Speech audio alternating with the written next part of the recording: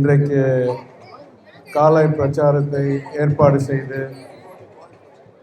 அனைத்து நல்ல உள்ளங்களையும் கூட்டி இங்கே நம்ம எல்லாம் சந்திப்பதற்கு ஒரு நல்ல வாய்ப்பை ஏற்பாடு செய்த அனைவருக்கும் முதல் என் காலை வணக்கத்தையும் என் நன்றியையும் தெரிவித்துக் கொள்கிறேன்.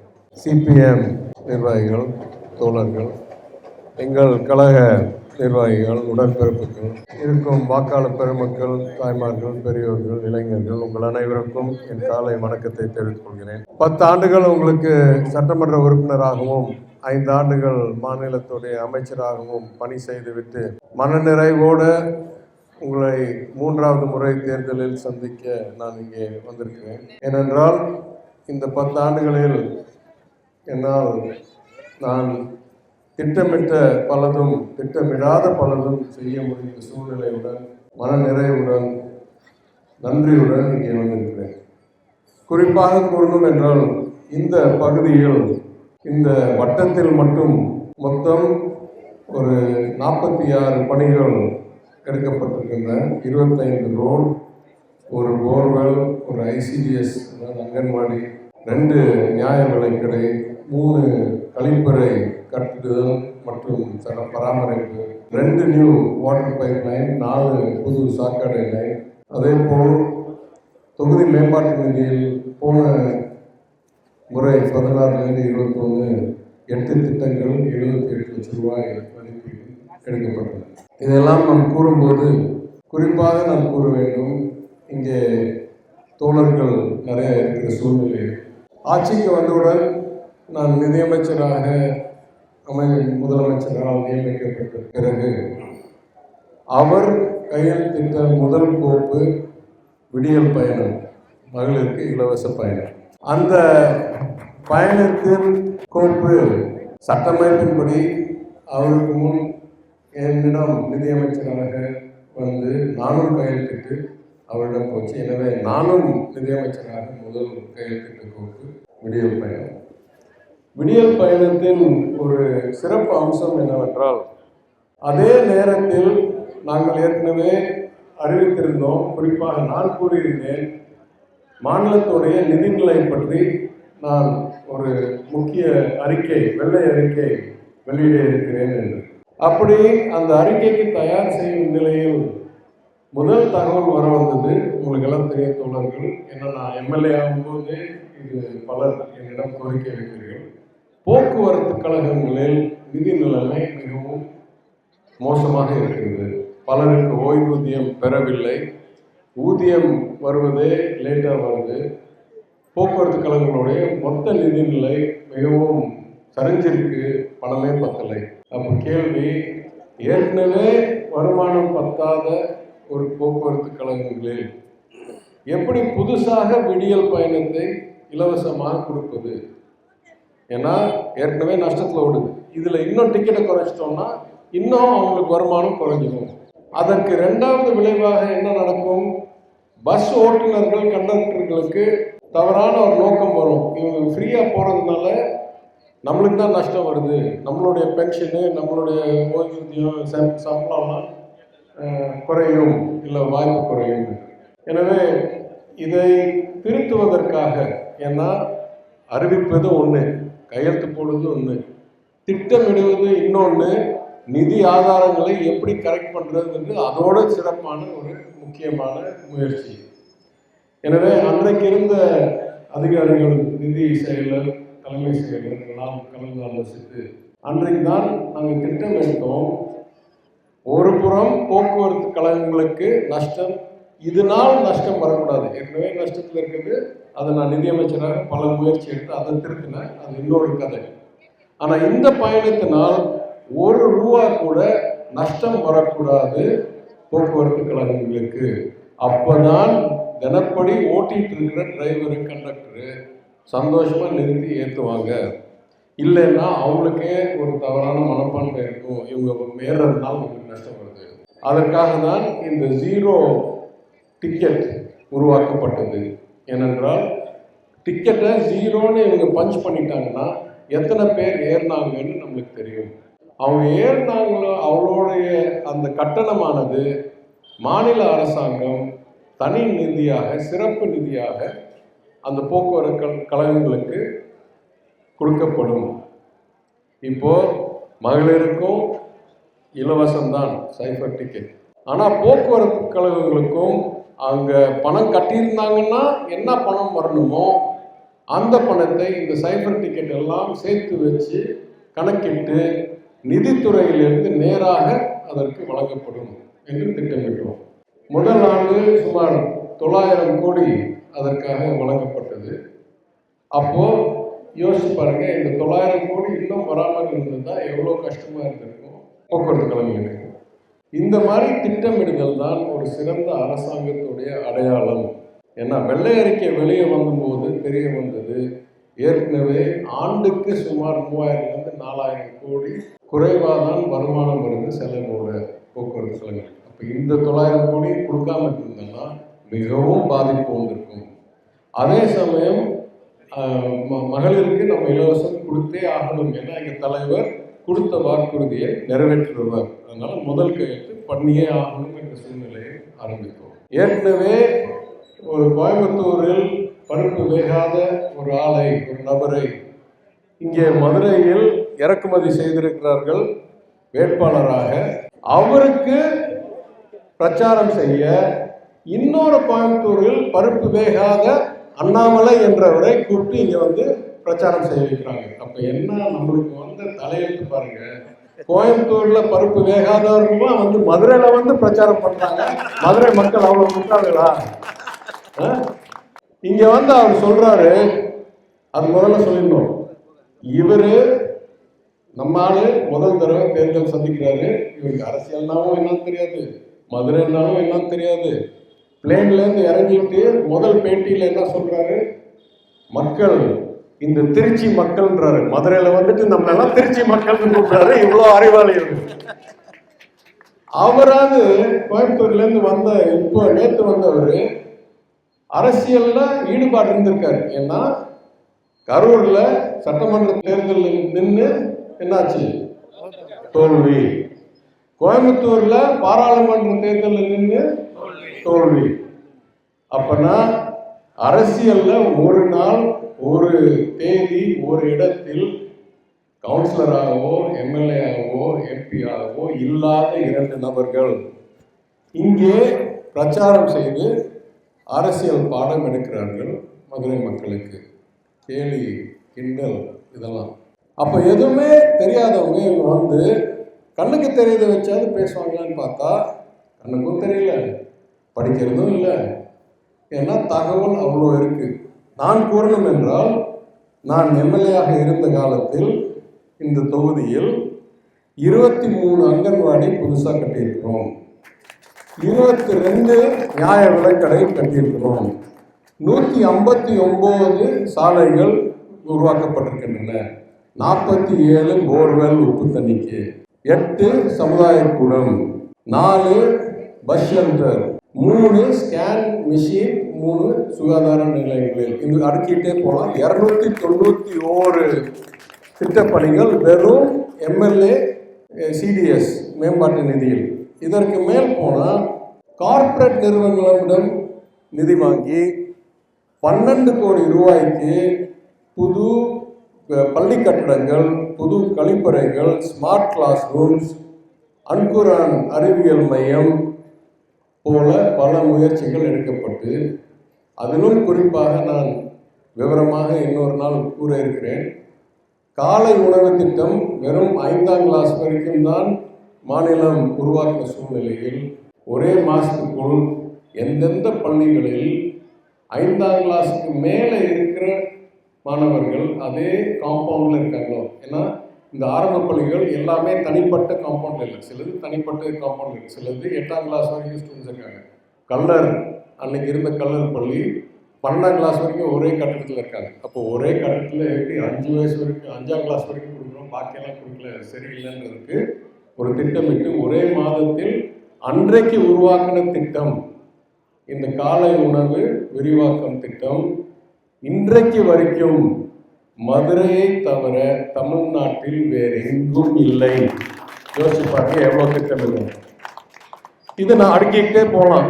15 லட்சம் ரூபாய் என் சொந்த நிதியில் வீல் சேர், லேப்டாப், ஃபோன், அது இல்லாமல் மாற்றுத்திறனாளிகளுக்கு கேம்ப் நடத்தி கிட்டத்தட்ட ஒரு 600 பேருக்கு அட்டை, 27 smart phone, 18 petrol scooter, 13 pension, 4 புது கால், கை, இந்த ஆர்டிஃபிஷியல் லிம்ஸ் என்னென்னமோலாம் உருவாக்கியிருக்கோம். இதெல்லாம் தாண்டி என்னை நாடி வந்த தனிநபர்களுக்கு என் குடும்பத்தோடைய உறவுகள், வரலாறு, நல்ல பெயரின் அடிப்படையில் இந்த 10 ஆண்டுகளில் 353 மாணவர்களுக்கு கல்லூரியில் அட்மிஷன் வாங்கி கொடுத்திருக்கிறேன். 260 மாணவர்களுக்கு பள்ளியில் அட்மிஷன் வாங்கி கொடுத்திருக்கிறேன், தனியார் பள்ளிகளில். இப்படியே நான் அடுக்கிக்கிட்டே போகலாம். இது பல 100 கோடி, பல 1000 கோடி நான் நிதியமைச்சராக இருக்கும்போது செஞ்ச பணியெல்லாம். ஆனால் இவங்க 2 பேர், அதாவது கோவையில் பருப்பு வேகாத 2 பேர், ஒருத்தர் தேர்தலில் தோல்வி மட்டும் அடைந்தவர், ஒருத்தர் தேர்தலை சந்திக்காதவர். இவங்க 2 பேரும் கவுன்சிலர் வேலை என்ன, எம்எல்ஏ வேலை என்ன, எம்பி வேலை என்ன, அரசாங்கத்துடைய எல்லை என்ன எதுவும் தெரியாமல் நேற்று பேசுகிறாங்க. என்ன வித்தியாசம்னா, ஒருத்தர் பெரிய கட்சியிலேருந்து வர்றாரு, நாட்டை ஆளும் கட்சியிலேருந்து வர்றாரு. ஒருத்தர் எங்கே கட்சி இருக்கான்னு தெரியாத ஒரு இயக்கத்திலேருந்து வர்றாரு. அது உறுதியாக அங்கீகாரம் பெறாத கட்சி. சரியா? அப்போ முதல்ல பெரிய கட்சி ஆளை பேசுவோம். பெரிய கட்சி ஆளுக்கும் அங்கீகாரம் பெறாத ஒரு நபர் தோல் காப்பாற்றும் கட்சி ஆளுக்கும் என்ன வித்தியாசம்? இவரு சொல்ற பொய் பெரிய பெரிய பொய், இவரு சொல்ற பொய் சின்ன சின்ன பொய். இவ்வளவுதான் வித்தியாசம். அது என்ன சொல்றது, கொடூரமான பொய், ஆனா பெருசு பெருசு, சின்ன சின்னது. அவரு கோயம்புத்தூர்ல இருந்து வந்தவர் சொல்றாரு, மதுரைக்கு மெட்ரோ திட்டமே உருவாக்கவில்லை, அது ஒன்றிய அமைச்சரகத்துக்கு அனுப்பவே இல்லை, அது வேற ஏதோ பிஎஸ்ஆர் என்னமோ பேர் சொல்லி அதுதான் அனுப்பப்பட்டது, அதுதான் ரிஜெக்ட் ஆனது. எங்க பொய் சொல்றதுக்காக கொஞ்சம் படிச்சுட்டு என்ன வரலாறு இருக்கு, என்ன தகவல் இருக்குன்னு தெரிஞ்சுக்கிட்டு வரணும் இல்லையா? அப்பதான் நமக்கு கொஞ்சமாவது நம்பிக்கைத்தனமா இருக்கு. நான் சொல்றேன், நான் நிதியமைச்சராக இருக்கும்போது நிதிநிலை அறிக்கையில் மதுரைக்கு மெட்ரோ கொண்டாட திட்டம் உருவாக்கப்படும் என்று என் வாயால் அசம்பிளியில் பேசினேன். அதை நான் பொய்யா இருந்தேன்னா என் மேல இந்நேரம் பிரிவிலேஜ் கமிட்டி நடவடிக்கை எடுக்கப்படும். அதற்கு பிறகு நிதியமைச்சராக இருக்கும்போது கோவைக்கு 8 வருஷத்துக்கு முன்னால அறிவிக்கப்பட்ட மெட்ரோவையும் ஒரே நாள் நான் அறிவிக்கப்பட்ட மதுரை மெட்ரோவையும் ஒரே கையெழுத்தில் நிதி ஒதுக்கி 2க்கும் டிபிஆர் திட்ட அறிக்கை உருவாக்குவதற்கு நிதி ஒதுக்கினேன். 2ம் ஒரே நாள் தான் எங்களுக்கு திரும்பி வந்தது. அப்ப இவருக்கு அது கூட தெரியல, எப்படி கோவைக்கு மெட்ரோ ரயில் வேற எங்கேயோ. நான் கூறுவேன், அந்த திட்ட அறிக்கையுடைய தகவல்கள் என்கிட்ட இருக்கு. அந்த அமைச்சராக இருந்ததுல, அதனால அந்த திட்ட அறிக்கையில சொல்லுது, மொத்த தூரம் 31 கிலோமீட்டர், அதில் 8000 கோடி கேபிட்டல் காஸ்ட், 10,000 கோடி டேக்ஸ் சேர்த்து மொத்த காஸ்ட் 11,000 கோடி.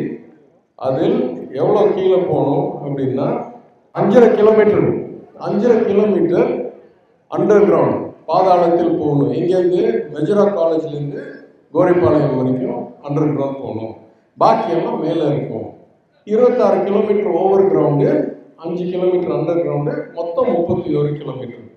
இந்த அறிக்கையை நாம் ஒன்றிய அரசாங்கத்துக்கு அனுப்புகிறோம். ஒன்றிய அரசாங்கம் முதல் திருப்பி அனுப்புது, இதில் தகவல் இல்லை. இவர் சொல்றாரு அறிக்கையே இல்லைன்றாரு. நான் சொல்றேன், இந்த அறிக்கையை அனுப்பிவிட்டு அவங்க திருப்பி அனுப்புறாங்க. திருப்பி அனுப்பின பிறகு சில விளக்கங்கள் கேட்குறாங்க. அந்த விளக்கங்களையும் சேர்த்து திருப்பி அனுப்பப்படுது. 2வது முறை அனுப்பப்பட்ட அறிக்கையை அவங்க நிராகரிக்கிறாங்க. எதுக்காக நிராகரிக்காங்க? மக்கள் எண்ணிக்கை தொகை பத்தலைன்றாங்க. ஆனா இதோட சின்ன மாணவர்களுக்கு அவங்க வட இந்தியாவில் கொடுத்துட்றாங்க. கரெக்டா? இப்போ 2 முறை இங்கேருந்து உருவாக்கப்பட்டு அனுப்பப்பட்டு திரும்பி பெறப்பட்டு திருப்பி அனுப்பப்பட்ட அறிக்கையை கோவையிலிருந்து வந்தவர் கூறுகிறார், இந்த மாதிரி அறிக்கையே இல்லை என்கிறார். அப்போ யோசிப்போம், ஒண்ணு அவர் போய் சொல்றாரா, இல்ல நம்மளாம் கனவு காணுறோமா? இருக்கும்ல, நேர் எதிராக சொல்றாருல. எனவே நம்ம என்ன செஞ்சோம், போய் ஒன்றிய அரசாங்கத்துல என்ன பேசியிருக்காங்க இதை பத்தி அப்படின்னு பாராளுமன்றத்துல என்ன பேசியிருக்காங்கன்னு கேட்கிறோம். இது பாராளுமன்றத்துடைய கேள்வி பதில் தகவல்.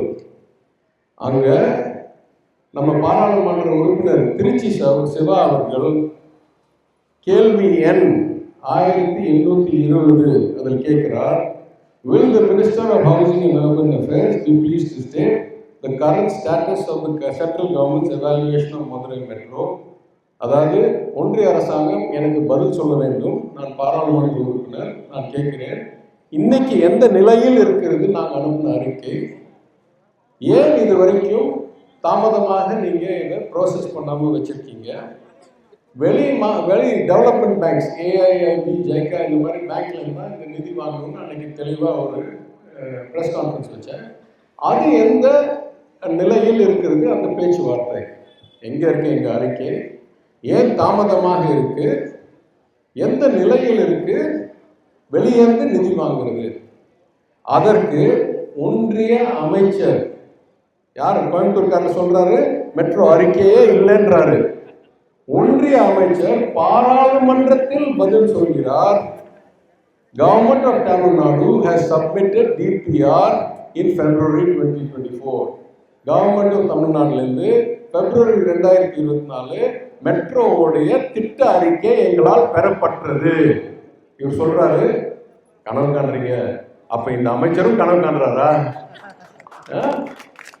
அவங்களுடைய பாஜக கட்சியில் இருக்கிற அமைச்சர் சொல்கிறார், February 2024 எங்களுக்கு பாராளுமன்ற உறுப்பினருக்கு பதில் சொல்றார், பாராளுமன்றத்தில் எங்களால் பெறப்பட்டது.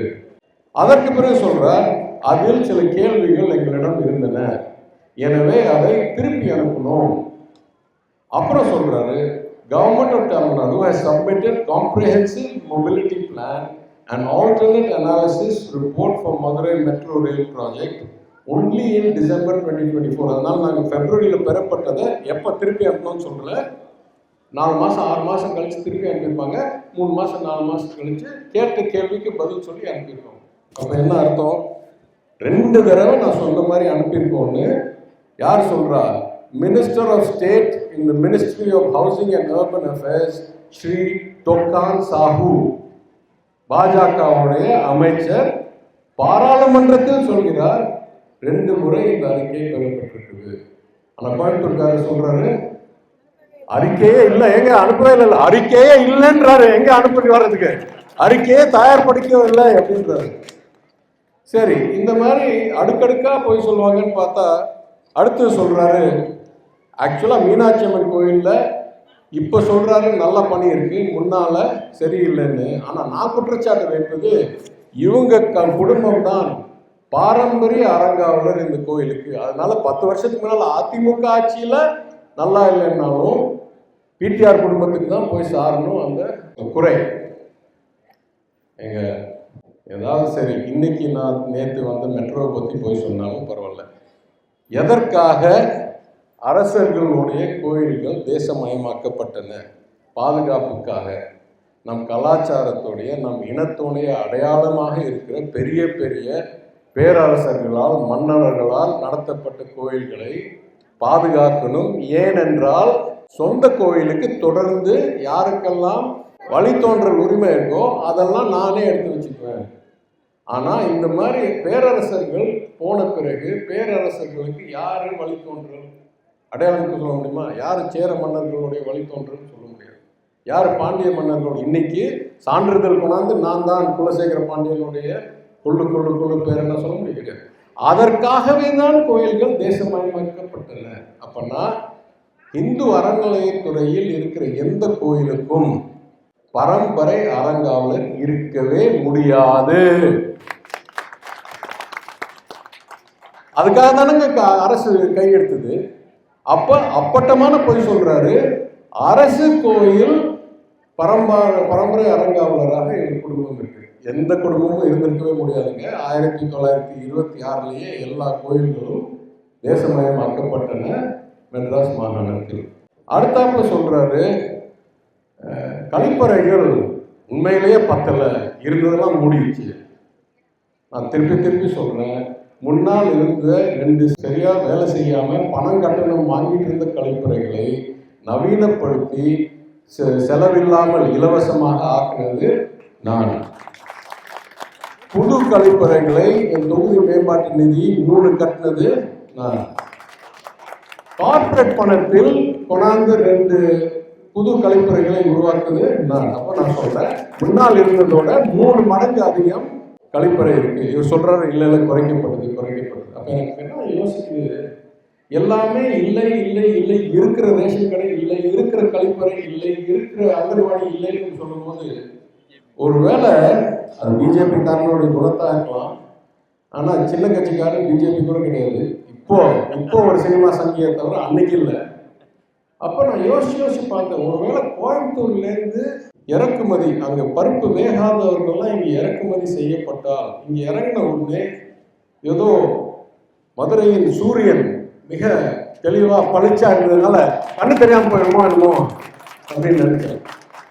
இங்க வந்துட்டா கண்ணும் தெரியாது, கருத்தும் படிக்க மாட்டாங்க, சொல்றதெல்லாம் பொய், உண்மைக்கு எந்த நாளும் தெரியாத அளவுக்கு இருக்குமோ. அப்ப நான் நினைச்சேன், சரி இன்னொரு வழி இருக்கலாம். குழந்தைகளுக்கு நம்ம ஒரு விளையாட்டு காமிப்போம் தெரியுமா? பாரு காணாம போச்சு, பாரு காணாம போச்சு.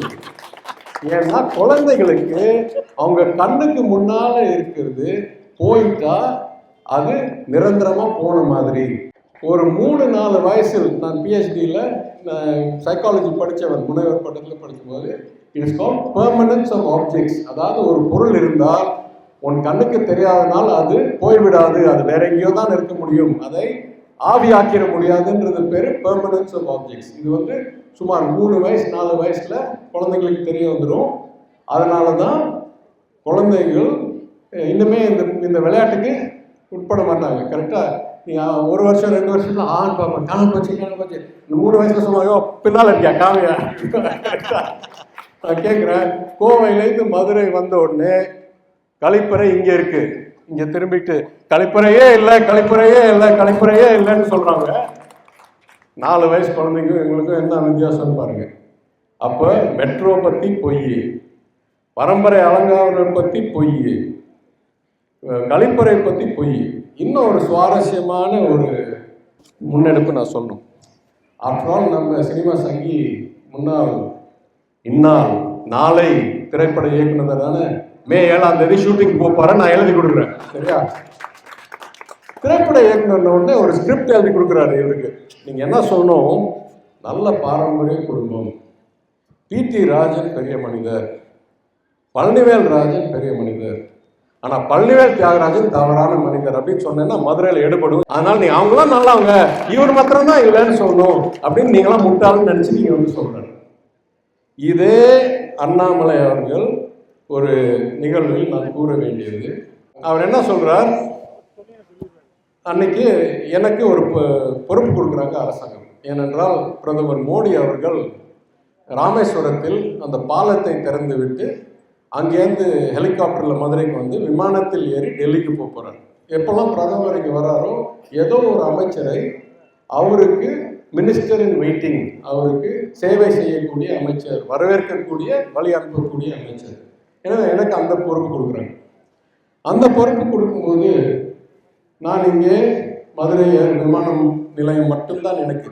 அங்கே ராமநாதபுரத்தில் என் அருமை சகோதரன் மாண்பு அமைச்சர் அண்ணன் தங்கம் தெரரசுக்கு அங்கே மினிஸ்டர் மீட்டிங், மதுரையில் நான்.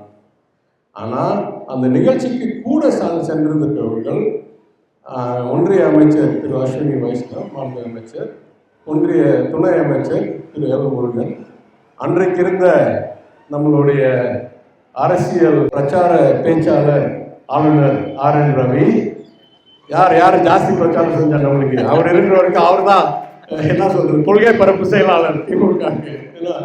அவரு பல அதிகாரிகள், இங்கே கலெக்டர், இங்கே பப்ளிக் செக்ரட்டரி பொதுத்துறை செயலாளர் சென்னையிலேருந்து வந்திருந்தாங்க. என்னோட நீதித்துறையில் செயல்பட்டவர்கள் திரு ரீட்டா தாக்கூர். இவங்கெல்லாம் காத்திருக்கோம் இந்த பணிக்காக. அப்போ முதல் வேகமாக பிரதமர் வந்துட்டாரு, போயிட்டாரு. அடுத்த ஃப்ளைட்டில் நான் சென்னைக்கு போகிறதுக்கு காத்துட்ருக்கேன். அதே ஃப்ளைட்டில் திரு மாண்பு அமைச்சர் அஸ்வினி வைஷ்ணவ் அவர்கள், மாண்பு அமைச்சர் முருகன் அவர்கள், மாண்பு ஆளுநர் அவர்கள் எல்லாம் அதே ஃப்ளைட்டில் போகிறாங்க. அதனால் அவங்களாம் காரில் வர்றாங்க ராமநாதபுரத்தில் இருந்து மதுரைக்கு இந்த ஃப்ளைட் பிடிக்கிறது. முதல் ஆளாக திரு அஸ்வினி வைஷ்ணவ் வர்றார். அதே லவுஞ்ச் தான், சின்ன லவுஞ்ச் தான். அந்த லவுஞ்சில் போய் நான் உட்காந்துருக்கேன். ஏற்கனவே அவர் வர்றாரு. அவர்கிட்ட நான் எந்திரிச்சு சொல்கிறேன், ரொம்ப சந்தோஷம் உங்களை சந்திக்கிறது. நானும் 2 வருஷமாக அப்பாயின்மெண்ட் கேட்டுகிட்டே இருக்கேன், எனக்கு கிடைக்கவே மாட்டேங்குது. ஏன்னா நீங்கள் பல துறை வச்சுருக்கீங்க. அன்றைக்கு அவர் அமைச்சர் ஃபார் மேட்டி, தகவல் தொழில்நுட்பம் மற்றும் எலக்ட்ரானிக்ஸ், ஆல்சோ அமைச்சர் ஃபார் ரயில்வேஸ், இன்றைக்கும் ஆல்சோ அமைச்சர் ஃபார் இன்ஃபர்மேஷன் அண்ட் ப்ராட்காஸ்டிங், அதாவது எல் முருகனுடைய தலைமை அமைச்சர். ஒரே அமைச்சர் இத்தனை துறை பார்த்துருந்தார். அப்போ அவர் சொன்னார், உங்களுக்கே டைம் இல்லைன்னா எப்படிங்க நியாயம் ஆகும், இது ரொம்ப வருத்தத்தக்க ஒரு சூழ்நிலை. இந்தாங்க என் பர்சனல் நம்பரை எழுதி வச்சுக்கோங்க, எப்போல்லாம் நீங்கள் டெல்லிக்கு வரீங்களோ எனக்கு கூப்பிடுங்க, நான் அப்பாயின்மெண்ட் கொடுத்துறேன்னு சொல்லி நானும் அவரும் நம்பரை மேட்ச் பண்ணிக்கிட்டு உட்காந்துருக்கோம். அதுக்கப்புறம் எல்லாம் வராங்க, ஆளுநர், எல் முருகன், செக்ரட்டரி, கலெக்டர் எல்லாம் வராங்க. வந்த உடனே என்னை அறிமுகப்படுத்தி பார்க்குறாங்க கலெக்டர். அப்போ அஸ்வினி வைஷ்ணவ் சொன்னார், இவரை தெரியாமல் யாராவது இருக்க முடியுமா இந்தியாவில்? இவரும் நானும் நல்லா ஒரே மாதிரி படிச்சிருக்கோம், பணி செஞ்சுருக்கோம், அதனால் இவருக்கு நீங்கள்லாம் அறிமுகப்படுத்த வேண்டாம் அப்படின்னு சொல்கிறார். சரி, கொஞ்ச நேரம் கழித்து திரு அண்ணாமலை அவர்களும், ஏன்னா அவருக்கு போலீஸ் எஸ்கார்ட்லாம் கிடையாது இல்லை, எப்படி அஸ்வினி வைஷ்ணவ் இருக்கோ அதே மாதிரி ஆளுநர் வர்றாரு. அதுக்கப்புறம் இவர் வர்றாரு. வந்துட்டு ஒரே ஃப்ளைட்டில் போகிறோம். பஸ்ஸில் ஏறி போகணும் மதுரையில், ஏன்னா சின்ன பிளேன், அதனால் ஏர்போர்ட்லேருந்து சின்ன பிளேன் இருக்கும். அப்போ திரு அண்ணாமலை அவர்கள் நல்ல எண்ணம் தான் நான் சொல்லணும், நல்ல எண்ணத்தோட என்னை அறிமுகப்படுத்தணும் என்று நினைக்கிறார். ஏன்னா இங்கே லவுஞ்சில் நடந்த சம்பவம்லாம் அவருக்கு தெரியாது. அப்போ அவர் போய், சார் இது எங்களுடைய தமிழ்நாடு அமைச்சர், மிகவும் சுறுசுறுப்பாக மிகவும் துல்லியமாக பணி செய்கிற ஒரு அமைச்சர், வெரி எஃபிஷியன்ட் அமைச்சர் அப்படின்னு திரு அஸ்வினி வைஷ்ணவ் சொல்கிறார். அவர் சொல்கிறாரு, என்னங்க நீங்கள் சொல்கிறீங்க, நாட்டிலேயே ஆற்றல் மிக்க அமைச்சர் இவர்தான், most articulate minister in India across all states and all governments and all parties. நீங்க எங்க சொன்னீங்க உங்க எஃபிஷியன்டா, இது நாட்டிலேயே ஆற்றல் மிக்க அமைச்சர்னு அவர் சொல்றாரு. இதெல்லாம் தெரிஞ்ச பிறகு திரு அண்ணாமலை இங்க சொல்றாரு, இவர் நல்லவர் இல்லை, இவர் வல்லவர் இல்லை, பாவம் ஏதோ அரசியலுக்காக ஏதோ பேச வேண்டியது இருக்கட்டும். சரி, பெரிய கட்சி தலைவர் பெரிய பொய் சொல்றார். மெட்ரோ போய், பரம்பரை அரங்காமல் இருக்க வேண்டியதுன்றது போய், கழிப்பறை இல்லைன்றது, இங்க இருக்க கழிப்பறையே அவர் கண்ணுக்கு தெரியல, எனக்கு சரியில்லைன்னு சொல்லி என்னையே சிபாரிசு பண்ணவர் அஸ்வினி வைஷ்ணவ். இதுக்கு என்ன ஜோக்குன்னா, அதுக்கப்புறம் நானும் அஸ்வினி வைஷ்ணவும் நல்ல தொடர்பில், அமைச்சரும் நல்ல தொடர்பில் இருந்து, இப்போ ஏஐ சம்மிட் பிப்ரவரியில் நடந்த போது கூட எனக்கு சிறப்பு விருந்தினராக கூப்பிட்டு பிரதமருடைய செயலர்களுக்கெல்லாம் முன்னாள் வரிசையில் எனக்கு சீட்டை வச்சு அங்கே மரியாதை செய்தார் திரு அஸ்வினி வைஷ்ணவ் அவர்கள். நன்றி அவருக்கு. பெரிய கட்சிக்காரர் பெரிய போய் சொல்றாரு, இது சின்ன கட்சி, எத்தனை உறுப்பினர் இருக்கும் தமிழ்நாட்டில்? இந்த சோகால் புதிய நீதி கட்சி, ஆக்சுவல் பேர் இருக்க வேண்டும், ஏசி சண்முகம் தோல் காப்பாற்றும் கட்சி, கட்சின்னு அங்கீகாரம் பெறாத கட்சி அப்படின்னு ஒரு கட்சி வச்சிருக்காரு. இதுல எத்தனை உறுப்பினர் இருக்காங்கன்னு நீங்க சிந்திக்கணும்னா, நான் ஒரே ஒரு உதாரணம் கொடுக்குறேன். இங்க ஒருத்தர் இருந்தாரு, அவர் கட்சி சார்பா போட்டியிடுறதா இருந்தாரு, கார்த்திக் என்றவர். அவருக்கு வாய்ப்பு கிடைக்கலன்னு உடனே அவரு ராஜினாமா செஞ்சுட்டாரு. அதற்கு பதிலாக புதிதாக ஒருத்தரை சேர்த்திருக்காங்க அந்த கட்சியில. அதாவது முந்தா நேற்று இல்லாதவரை நேற்று கட்சியில சேர்த்திருக்காங்க. நம்ம கட்சியில திடீர்னு ஒருத்தர் கட்சியில சேர்ந்து எந்த அரசியல் பின்புலம், எந்த மக்கள் பணி, எந்த சேவை இல்லாம இருந்தா என்னவா சேர்ப்போம் நம்ம கட்சியில? இல்ல தோழர் சொல்லுங்க, சிபிஎம்ல சேர்த்தா என்னவா சேர்ப்போம்? உறுப்பினர் சேர்க்கவே மாட்டோம், அது வேற. நீங்க நான் கேள்வி கேட்டால் தயவு செய்து பதில் சொல்லுங்க, அப்பதானே உரையாடலுக்கு வாய்ப்பு. அதனால சேர்க்கவே மாட்டோம்னு ஒரு கட்சி சொல்றாங்க, எங்க கட்சி பகுதி செயலாளர் சொல்றாரு உறுப்பினராக சேர்ப்போம். இந்த ஏசி சண்முகம் தோல் காப்பாற்றும் கட்சியில் என்ன சேர்த்திருக்காங்க, அது அவர் உறுப்பினர் கூட கிடையாது, அவர் விட்டுருங்க, அவர் தான் சினிமா செஞ்சாங்க. கட்சியில சேர்ந்தவரை என்ன சேர்த்திருக்காங்க, என்ன பொறுப்பு, அமைப்பு செயலாளர். என்ன கட்சியோடைய அமைப்பு செயலாளர். எங்க கட்சியிலும் ஒருத்தர் இருக்காரு அமைப்பு செயலாளர். RS பாரதி அவர்கள் பல முறை எம்எல்ஏ இருந்திருக்காரு, பல முறை MP இருந்திருக்காரு. ஒரு 45 வருஷம் வழக்கறிஞர்களின் தலைவராக இருந்திருக்காரு, எத்தனையோ பொறுப்பில் இருந்திருக்காரு. ஒரு 45 ஆண்டுகள் அரசியல் இருந்திருக்காரு. அவருக்கு தலைப்பு அமைப்பு செயலாளர். முந்தா நேற்று கட்சியில் இல்லாதவரை நேற்று சேர்த்து அமைப்பு செயலாளர் தான் இவங்க கட்சியோட வலிமை என்னன்னு நீங்க நல்லா தெரிஞ்சுங்க. ஏன் சொல்ல வரேன்னா, இந்த தேர்தலில் இவங்களுக்கெல்லாம் சீட்டு கொடுத்ததே ஒரு கொடூரம். நான் சொல்றேன், இன்னைக்கு தோழமை கட்சிகள், நம்ம கட்சி, நீங்கள் எல்லாம் சேர்த்தா இன்னைக்கு ஏதோ ஒரு வகையில் பிரச்சாரம் செய்து கொண்டிருக்கிற மதுரை மத்தியில் மட்டும், நான் நம்பர் சொல்றேன், மதுரையில் மட்டும் நம்மளுடைய மதசார்பின்மை முற்போக்கு கூட்டணியில் எத்தனை பேர் களத்தில் இருக்கிறீங்க? மினிமம் ஒரு 5000 பேர் வீடு வீடா தட்டிட்டு இருக்கீங்க. ஏன்னா 253 பூத்து நம்மளுக்கு BLA BLC எல்லாம் 10, தோழமை கட்சியெல்லாம் சேர்ந்து 22 தோழமை கட்சியெல்லாம் சேர்ந்து மினிமம் ஒரு 5000 பேர் பிரச்சாரம் செஞ்சுட்டு இருக்கீங்க. ஒரு தொகுதி மதுரை மத்திய தொகுதி. நான் சவால் விடுறேன், இந்த ஏசி சண்முகம் தோல் காப்பாற்றும் தொகுதியில் 500 உறுப்பினர் இருக்காங்களா இந்த மாநிலம் பூரா? கரெக்டா? அப்ப அந்த அளவு கட்சி அந்த அளவுக்கு தான் போய் சொல்ல முடியும். எனவே நம்ம சினிமா சங்கி திரைப்பட இயக்குனர் என்ன சொல்றாரு, நான் சொல்லாத வார்த்தையை, நான் பயன்படுத்தாத வார்த்தையை, திராவிட முன்னேற்ற கழகத்துக்கே அவதூறான வார்த்தையை நான் பயன்படுத்தின மாதிரி, பொய் வாயில வர்றதெல்லாம் பொய், அறிவிருந்தா தானே உண்மை வர்றதுக்கு. என்ன வார்த்தை சொல்றாரு, அவரை கூத்தாடின்னு நான் கூப்பிட்டேன். என்னைக்காவது நீங்க எத்தனை வருஷம் எனக்கு தெரியும், அந்த வார்த்தையை என்னைக்காவது ஒரு நாள் பயன்படுத்திட்டேன்னா, நான் சொல்லாத வார்த்தையை சொல்லி நான் எங்க கூத்தாடின்னு சொன்னா முதல் அவமரியாதை நம்ம கட்சிக்கு. ஏன்னா நம்ம எல்லா கலைஞரா இருக்கிற கட்சி. கரெக்டா? எவ்வளவு அறிவாளியா இருக்கும் இந்த நபர். அடுத்தாப்புல சொல்றாப்புல என்னை விமர்சிக்கிறார், நான் மெத்த படிக்காதவன் என்று என்னை தாழ்வாக பேசுகிறார். நான் என்னைக்காவது சொன்னேன்னா, நான் என்ன சொன்னேன், இவர் ஒவ்வொரு விவாதத்துக்கும் ஒவ்வொரு முறை வாயை திறக்கும் போதும் எந்த புரிதலும் இல்லாமல், எந்த பின் தகவலும் படிக்காமல், எந்த கேள்வியும் கேட்காமல் சும்மா உளர்றாரு. அப்ப இவன் ஏன் இந்த மாதிரி இருக்காருன்னு நான் ஆராய்ச்சி செய்யறதுக்காக நான் போய் வேட்புமனுவை பார்த்தேன். அதில் இவர் 11th கிளாஸ் பாஸ்ன்னு தெரிஞ்ச உடனே இவருக்கு எழுத படிக்க தெரியாம இருக்க முடியாது. அப்பன்னா எழுத படிக்க தெரிந்த நபர் படிக்காமல் தொடர்ந்து பணி செஞ்சு கொண்டிருக்காருன்னா என்ன அர்த்தம்?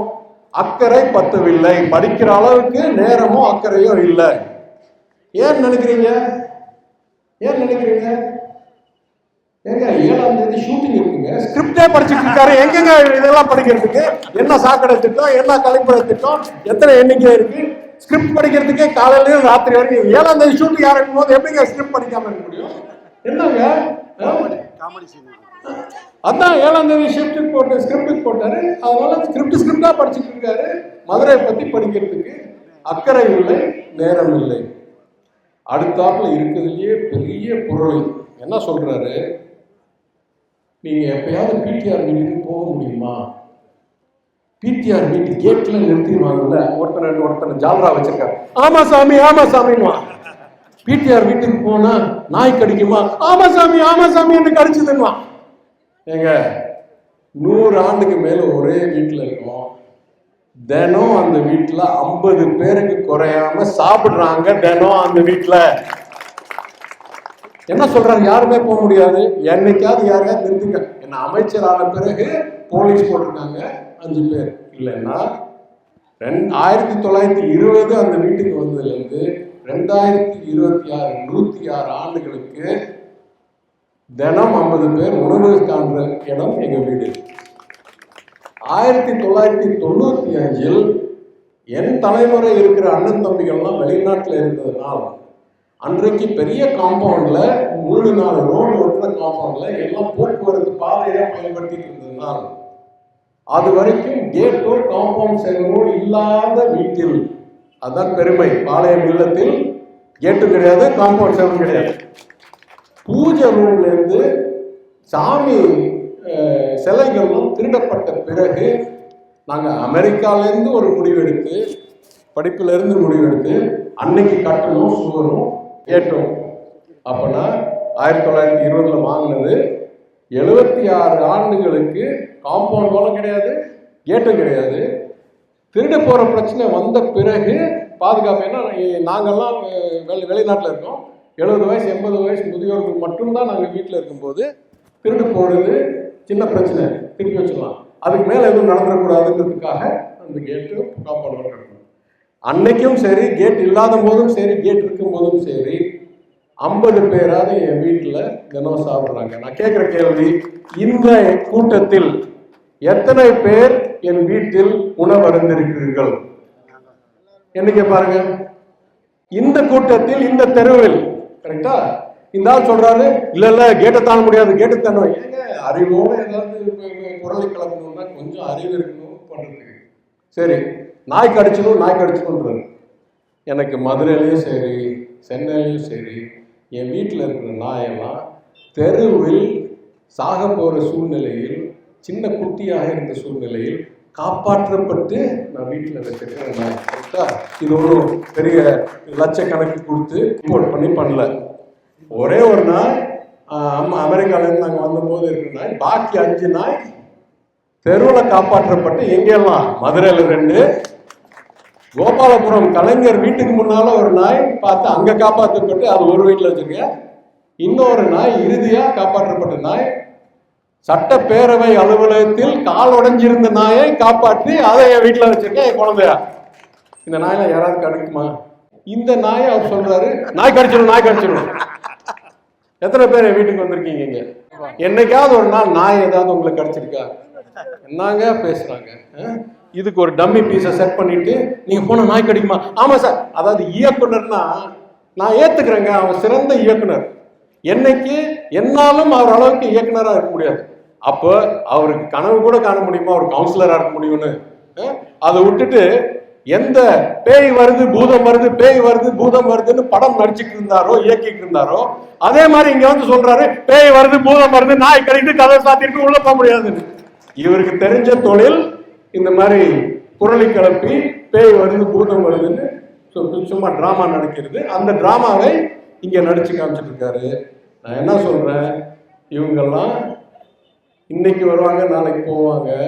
உறுதியா சொல்றேன், ஸ்கிரிப்ட் தான் படிச்சிருக்காரு. இல்லைன்னா இந்நேரம் ஏதாவது ஒரு பேக்ரவுண்ட் படிச்சிருப்பாரு, ஏதாவது ஒரு இடத்துல வாய் வளராம வந்து பேசியிருப்பாரு.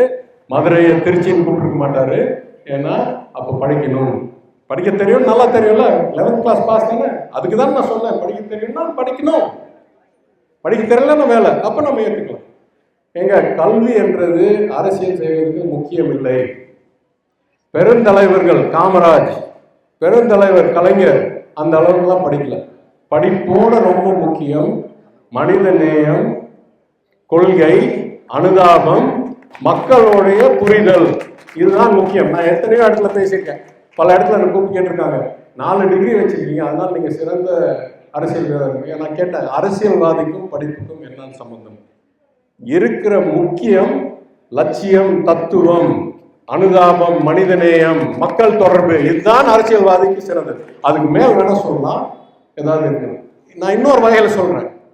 நேற்று சொன்னேன்ல, பில்டிங் வீக்கா இருந்தா பேஸ்மெண்ட் ஸ்ட்ராங்கா இருந்தா பரவாயில்ல, பேஸ்மெண்ட் வீக்கா இருந்து பில்டிங் ஸ்ட்ராங்கா இருந்தா பரவாயில்ல. முதல்ல இந்த ஆள் வரும்போது நினைச்சேன், பில்டிங் கொஞ்சம் வீக்கா இருக்கு, பேஸ்மெண்ட்டும் ஸ்ட்ராங் வீக்கா இருக்கு, இது எப்படி நீடிப்பாரு.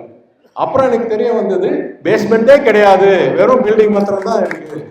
ஏன் பேஸ்மெண்ட் கிடையாதுன்னா, பேஸ்மெண்ட் என்ன? அக்கறை.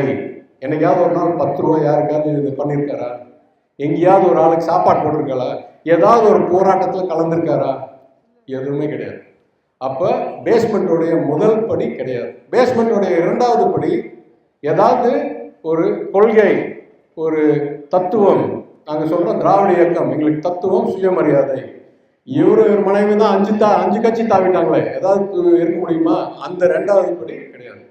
மூணாவது மக்களுடைய தொடர்பு, புரிதல். ஏங்க இவர் தான் மதுரை திருச்சின்னு கூப்பிடுறாரு, இவருக்கு என்ன தெரியும் மதுரை பத்தி, மதுரை மக்களை பத்தி? எதுவுமே எல்லை, தொகுதியோட எல்லை எங்கன்னு தெரியாது, எங்க கழிப்பறை இருக்குன்னு தெரியாது. ரேஷன் கார்டு மாத்திரம் இங்க இருந்துச்சுன்னா இல்லவே இல்லைன்றாரு. எனக்கு தெரியும் தெரு தெருவா 877 தெருவுகளில் ஒவ்வொரு தெருவில் எங்க இருக்கு கழிப்பறை, எங்க இருக்குது ரேஷன் கடை, எங்க இருக்குது அங்கன்வாடி, எங்க இருக்கிறது பள்ளிக்கூடம், எங்க இருக்கிறது சுகாதார நிலையம், எங்க இருக்கிறது இபி பாக்ஸ், அது வரைக்கும் எனக்கு தெரியும் தகவல். இவருக்கு தொகுதி எல்லையே தெரியாது. இவர் நம்மகிட்ட வந்து பந்தா காமிக்கிறாரு.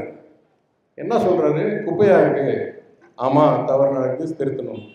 சாக்கடை பத்தலை, நான் தான் 10 வருஷமா சொல்லிட்டு இருக்கேன். 1908 போட்ட சாக்கடை திட்டத்தை திருத்தியே ஆகணும். ப்ளூ பிரிண்ட் கூட கொடுக்கல.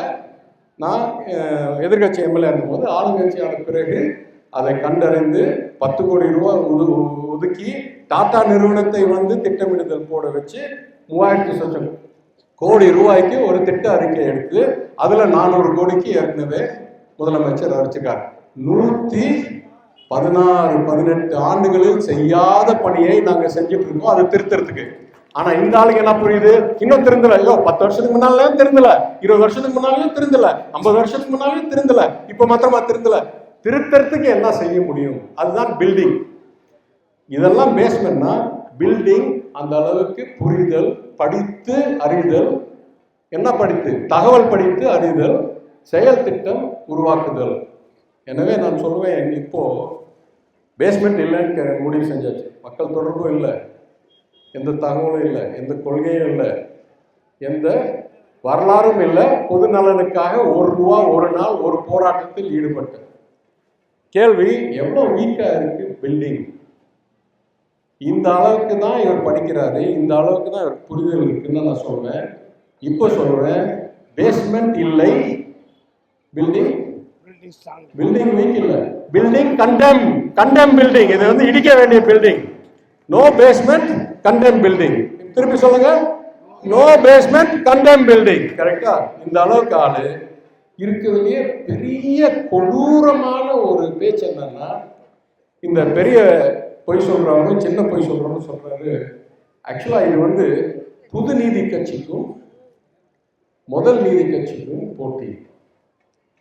எனக்கு ரத்தமெல்லாம் கொதிக்குதுங்க. நான் உண்மையிலேயே சொல்லணும், இதெல்லாம் கேட்கும்போது எனக்கு ஒரு நிமிடம் தாங்கிக்க முடியல. நீதி கட்சி எதுக்காக உருவாக்கப்பட்டது? ஏன் அதுக்கு பேர் நீதி? சமூக நீதியை நிலைநாட்டுவதற்காக பல 100 ஆண்டுகள் இல்லை, சில 1000 ஆண்டுகள் அடுக்குமுறையை உடைத்து தள்ளுவதற்காக உருவாக்கப்பட்ட கட்சி நீதி கட்சி. அதோடைய மகத்தான பணி எல்லோருக்கும் கல்வி, பெண்களுக்கு வாக்குரிமை, சொத்துரிமை, இதெல்லாம் பண்ணது 100 ஆண்டுகளாக. நான் கூறுவேன், முதலமைச்சர் கூறுகிறார், அதனால்தான் இன்றைக்கு தமிழ்நாடு இந்த இடத்தில் இருக்கிறது. நீதி கட்சியோடைய துவங்கும் தலைவர்களில் ஒருவர் என் கொள்ளு தாத்தா. அவருடைய பேர் MT சுப்பிரமணிய முதலியார். ஏன்னா அவரு தலைமுறை வரைக்கும் ஜாதி பெயரை பயன்படுத்தி கொண்டிருந்தோம். நீதி கட்சியுடைய கொள்கை அடிப்படையில் என் தாத்தா காலத்திலிருந்து இன்னை வரைக்கும் எங்க ஜாதி பெயரை பயன்படுத்தினதே கிடையாது. அதுதான் கடைசி தலைமுறை. இந்த வேட்பாளர் என்ன பண்றாரு? வேட்பாளர் வரைக்கும் ஏதோ வேற பேர் வச்சுக்கிட்டு, வேட்பாளர் ஆன உடனே அவர் மனைவி ட்வீட் போடுறார், சன் ஆஃப் பிள்ளை, சன் ஆஃப் பிள்ளை, சன் ஆஃப் பிள்ளைன்னு ஜாதி வச்சே அரசியல் செய்யறதுக்கு வர்றாங்க. எப்படிங்க இவங்களுக்கெல்லாம் நீதி கட்சி பேர் வைக்கிறதுக்கு உரிமை? அவதூறுங்க, அவமானங்க. எவ்வளவு தப்பு இது! என்னங்க அர்த்தம்? என் கொள்ளு தாத்தா தவறார் 1928. அன்றைக்கு அவர் தவறை தெரிய வந்து குடியரசு நாளிதழில், குடியரசு யாரால் துவக்கப்பட்ட நாளிதழ்? பெரியார் துவக்கப்பட்டு அதோடைய எடிட்டராக இருந்த குடியரசு நாளிதழில் ஒரு கட்டுரை எழுதுறார். கட்டுரை தலையங்கம் என்னுடைய கொள்ளு தாத்தா மறைவுக்கு எழுதுறார். அதுல சில பங்கு மாத்திரம் நான் இங்க படிக்கிறேன். அதோடைய தலைப்பு, தலைவர் உத்தமபாளையம் முதலியார் மறைந்தார். திருவாளர் முதலியார் அவர்கள் தமிழ்நாட்டின் பழங்குடி மக்களுள் முதன்மையானவர். தென்னாட்டின் நாயக்கர் அரசாங்கம் ஏற்பட்டிருந்த காலத்தில் அவருக்கும் பிரதம மந்திரிகளில் ஒருவராகிய திரு அரியநாயக முதலியாரின் சந்ததியில் வந்தவர். எத்தனை வருஷமா நாங்க மதுரையில் இருக்கோம்? 500 சொச்சம் வருஷம். முந்தா நேற்று வந்து இறங்குறாரு ஃப்ளைட்ல. சரியா? பாரம்பரியமாகவே செல்வமும் செல்வாக்கும் பெற்ற குடும்பத்தவர். அரசாங்கத்தாராலும் சுதேச மன்னர்களாலும் பிரதான ஜமீன்களாலும் மிகுதியும் போற்றப்பட்டவர். யாரு? சுப்பிரமணியம், உத்தமபாலன் சுப்பிரமணியம். இவையாவும் அவரது மேன்மையையும் அந்தஸ்தையும் காட்டக்கூடியதனாலும் இருந்தாலும் நாம் அவரை போற்றி துதிக்கும் தன்மை என்னவென்றால், எதற்காக இவரை நாங்கள் பாராட்டுவோம் என்றால், தமிழ்நாட்டில் உள்ள மற்ற செல்வான்களைப் போல் தமது வாழ்வுக்கும் திருப்திக்கும் தமது செல்வத்தை உபயோகிப்பது பதிலாக தமது சுயநலத்திற்காக செல்வம் சம்பாதித்து வாழ்வு நடத்துவதும் போல இல்லாமல் இவர் தமிழ் மக்களின் மேன்மைக்கும் சுயமரியாதைக்குமாக பெரிதும் தமது வாழ்வையும் செல்வத்தையும் உபயோகப்படுத்தி வந்தவர். இதுதான் நீதி கட்சியுடைய வரலாறு. பணக்காரன் பாக்கி பணக்காரன் மாதிரி அவன் பணக்காரத்தை வச்சு சொகுசு வாழ்க்கையை வாழல, அந்த பணத்தை வச்சு சுயமரியாதைக்கும் சமூக நீதிக்கும் போராடி கொண்டிருக்கிறார். இந்த நீதி கட்சி பேரை எடுத்து இந்த காஸ்டிஸ்ட் தோல் சேவை கட்சி திருப்பி அந்த பேரை வச்சுக்கிட்டு பிள்ளை பிள்ளை பிள்ளை பிள்ளைன்னு வேட்பாளரை அடையாளம் செஞ்சுக்கிட்டு இது புது நீதி கட்சியா? என்னங்க இது? புது அநீதி கட்சி, புது ஜாதி வரி கட்சி. நீதி கட்சின்ற பேரே பயன்படுத்துகிறார். ஏன் கடைசியா என்ன சொல்றாரு பெரியார்? சுருங்கக்கூரின் பார்ப்பனர் இல்லாதர் இயக்கத்திற்கு சென்னை தவிர வெளியிடங்களில் யாராவது உண்மையான தலைவர்கள் இருப்பார்களானால் அவர்களுள் நமது முதலியாரே முதன்மையானவர். இந்த அளவுக்கு பணி செய்திருக்கோம் இந்த இயக்கத்துக்கு. என்ன பண்ணியிருக்காங்க ஏசி சண்முகம்? கோபம் வருதுங்க. புதியவாது நீதியாது கட்சியாது. நான் இறுதியாக அவனு சொல்றேன், இன்னை வரைக்கும் நான் முதலியார் சமுதாயத்தை சேர்ந்தவன் வெளியே எங்கேயுமே பேசுனது கிடையாது. இன்னைக்கு பேச வேண்டிய கட்டாயம் மக்களுக்கு தெரிய வேண்டும். சமூக நீதி, சுயமரியாதை, நீதி கட்சி வரலாற்றில் வந்த எனக்கும் ஏசி சண்முகத்துக்கும் அவருடைய டிசைபிள் அடிமையான இயக்குனர் சினிமா சங்கிக்கும் இருக்கிற வித்தியாசம் 10 நாள்ல தெரிய வந்துருச்சு. எத்தனையோ பிள்ளைமார் சங்கம் இருக்காங்க, எத்தனையோ என்னிடம் ஆதரவு கேட்டிருக்காங்க, எத்தனையோ இடத்துல நான் சீஃப் கெஸ்டா போயிருக்கேன், எத்தனையோ கட்டடத்தை தெரிஞ்சு வச்சிருக்கேன், எத்தனையோ கம்பெனியை தெரிஞ்சு வச்சிருக்கேன். இன்னைக்கு வரைக்கும் வெளியே நான் சொல்ல நான் எந்த சமுதாயம் இம்பான்னு வச்சிருக்காங்க, வேளாளர் பிசினஸ் கம்யூனிட்டி எத்தனையோ இடத்துல எனக்கு கூப்பிட்டுருக்காங்க. நான் போய் உதவி செஞ்சிருக்கேனே தவிர எந்த சமுதாயம் கூட்டாலும் நான் உதவி செய்வேன். குறிப்பாக பின்தங்கி இருந்தவங்க கூடுதல் உதவி செய்வேன், இல்லைன்னா இல்லை. இது என் தாத்தா காலத்துலேருந்து ஜாதி பேரை பயன்படுத்துறதில்லை. ஆனால் எங்கள் குடும்பத்துக்கு இந்த சமுதாயத்துக்கு பெரிய பங்கு உண்டு. ஏனென்றால் பரம்பரையாக தொண்டை மண்டல முதலியார் மடம் என்று காஞ்சிபுரத்தில் ஒரு மடம் இருக்கு. அது இந்த சங்கராச்சாரியர் மடத்தோட பல நூற்றாண்டுகள் முன்னால் உருவாக்கப்பட்ட மடம். எல்லா பிரதான கோயில்களிலும் ஏதோ ஒரு முதலியார் மண்டபம், ஒரு முதலியார் மகால் ஏதோ ஒன்று இருக்கும். அதே மாதிரி பல சங்கங்கள் இருக்கின்றன. இதெல்லாம் என் குடும்பத்தால் அன்னைக்கு நான் சொல்றேன் 500 ஆண்டு 300 ஆண்டு 200 ஆண்டுக்கு முன்னால் இருக்கிற உறவினால் நான் இந்தியாவுக்கு திரும்பிய பிறகு படிப்புக்கு பிறகு என்னிடம் பலர் கேட்டார்கள், உங்க தாத்தா என் அப்பா என்னைக்குமே இல்லை, என்ன பொது வாழ்க்கையில் இருந்தார், என் பெரியப்பா என் தாத்தா அரசியலை விட்ட பிறகு இவர்கள் எல்லாம் சங்க தலைவராக இல்லை ஒரு கௌரவ தலைவராக இருந்திருந்தார்கள். புதிய நீதி கட்சின்னு பேர் வச்சா ரத்தம் கொதிக்காதா இல்லையா? அப்ப ஏன் நீங்க நினைக்கிறீங்க எனக்கு வருமா இல்லையா? என்னங்க நடக்குதுங்களா? எனவே நான் சொல்றேன், என்னை போல் என் தம்பியை போல் சமுதாயத்துக்கு கொடுக்கிறோமே தவிர சமுதாயத்திலிருந்து ஒரு நாளும் ஒன்றும் எடுத்ததே இல்லை. இந்த நோ பேஸ்மெண்ட் கண்டெம் பில்டிங் சமுதாயத்தில் போய் கையை விரிச்சு நிற்கிறாரு. இதுதான் மக்களே நல்ல வித்தியாசம் நீங்க தெரிஞ்சு கொள்ளணும். எத்தனை கோயம்புத்தூரில் பருப்பு வேகாதவர்கள் இங்கே வந்தாலும் நம் மண்ணின் நல்லிணக்கத்தை, சமூக நீதியை, சுயமரியாதையை உடைக்க விடவே மாட்டோம். ஏனென்றால் யார் நம்ம? மதுரைக்காரன்டா, மதுரைக்காரன்டா, மதுரைக்காரன்டா. நீ யாரு? போயிட்டு வா. மதுரை மத்தி சட்டமன்ற தொகுதி பிடிஆர் பழனிவேல் தியாகராஜன் அவருக்கு உதயசூரியன் சின்னத்தில் மீண்டும் உங்க வாக்குகளை அளிக்கணும்.